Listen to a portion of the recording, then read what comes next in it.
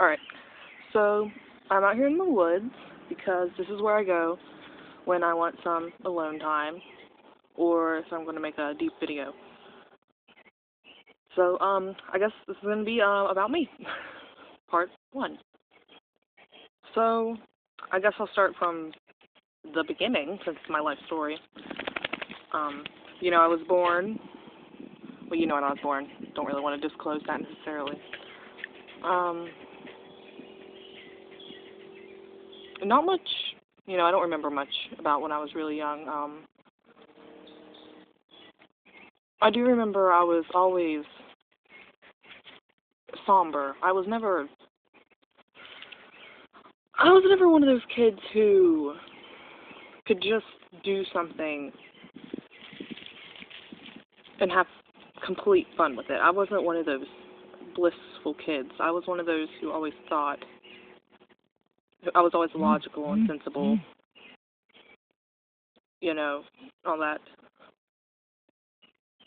And I always had a sad streak in me. I mean, I would cry randomly, no reason.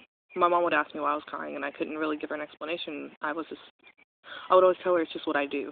That's what I would tell her. So, my dad was a pillhead. He was addicted to OxyContin for years. When I was young, he worked at a plant that built like heavy machinery, and there was an oil spill, and he slipped on it and he broke his back. So the doctors prescribed him OxyContin, and he ended up getting addicted to it. So,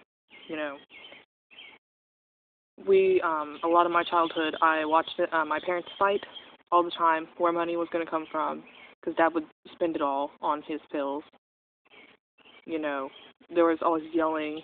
He was kind of crazy. He never hurt me, and he never hurt my mom or my sister. He never hurt anybody physically, although he did a lot of emotional damage, obviously, having to watch my dad like that. I remember one time we had like no money. Like we didn't have anything. We were scraping up change, to get a thing of chicken nuggets from McDonald's. I wasn't a vegetarian then. I was 7 or 8. And I remember us doing that. He would take his paycheck, he'd go get it. My mom would go to get it because legally, she could pick it up for him. And they would literally race to get it.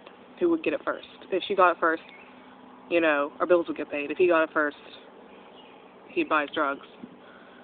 So I remember that. And I remember one day we were racing down there to get it.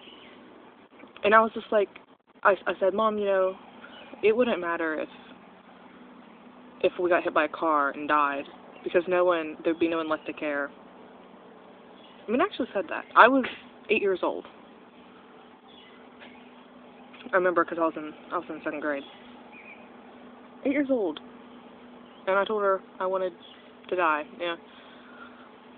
Makes you wonder how she didn't get me into therapy early. So that's that much of my story. I guess I'll start on a part 2.